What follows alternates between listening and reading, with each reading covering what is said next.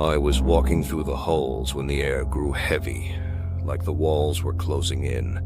Then I heard it. A whisper, clear as day, saying, "Get out." But I was alone in the room. Or so I thought. Welcome to Friday 13, where every nightmare is real. And this one's mine. I'm Lucas, and this happened to me on October 13th, 2019, in the LaLaurie's mansion in New Orleans.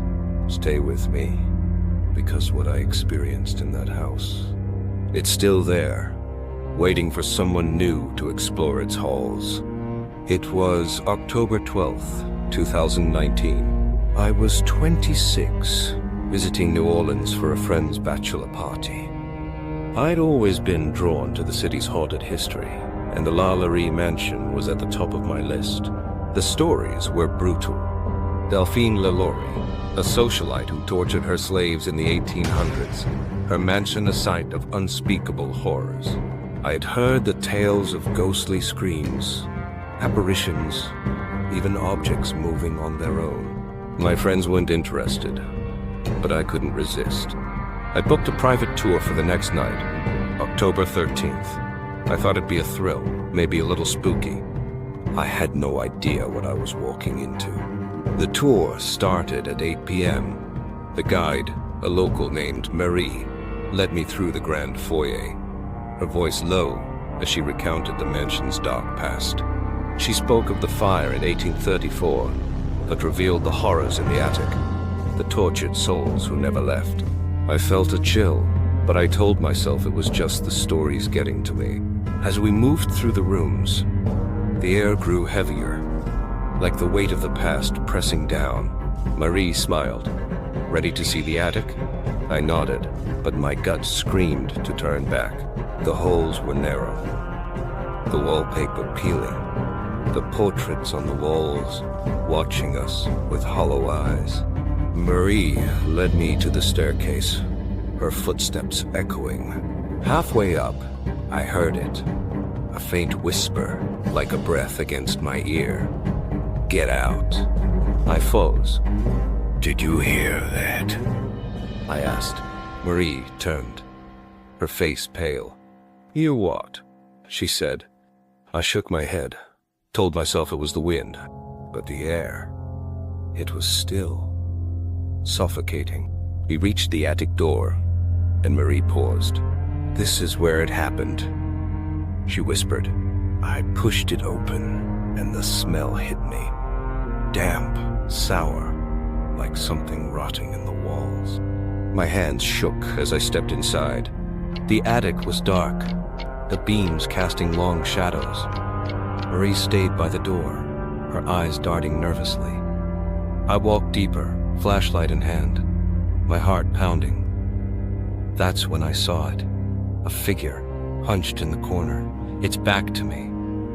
I blinked. It was gone. My throat tightened. "Marie?" I called. She didn't answer. I turned, and there she was, standing inches from me, her eyes wide, her breath ragged. "We need to go," she whispered. But before I could move, the door slammed shut. The whisper started, soft at first, then louder, angrier. "Get out! Get out!" I grabbed the handle. It wouldn't budge. Panic set in. I pounded on the door, shouting for help. Then, silence. The door creaked open on its own. Marie was gone. I was alone in the attic. The door open, but the house dead silent. I called out, "Marie?" No answer. My flashlight flickered, the beam dimming. I fumbled for my phone. Dead. The whispers came again, circling me. "Lucas, stay." I spun around, and there it was, a woman, pale and gaunt, her eyes black pits, her dress tattered and blood-stained. She smiled, her teeth jagged. I backed away, but she stepped closer, her hand reaching out. I felt it, a jolt of cold, like ice in my veins. I screamed, ran for the door, didn't stop until I was outside. I found Marie outside, waiting by the gate. "Where were you?" I gasped. She frowned. "I was right behind you." But I knew she hadn't been. I didn't tell her what I'd seen. Not yet. But the feeling didn't leave. That night, in my hotel room, I heard it again. Those whispers, soft but clear. "Come back. Stay." I didn't sleep. The next day, I left New Orleans, but the whispers, they follow me. I hear them in my dreams, in the silence. You're next. This was real.